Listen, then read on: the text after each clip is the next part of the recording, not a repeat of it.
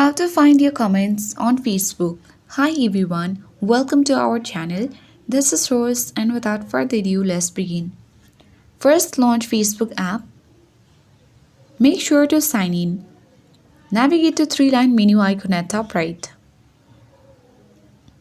Scroll down to the bottom. Select Setting and Privacy. Now tap Settings option.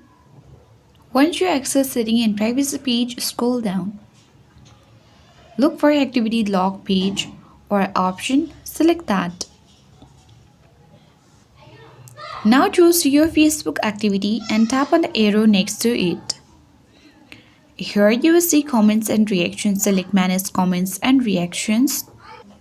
And now here you can easily tap Filters at top left corner and choose Categories and tap on Comments. So these are all your comments that you have commented on Facebook.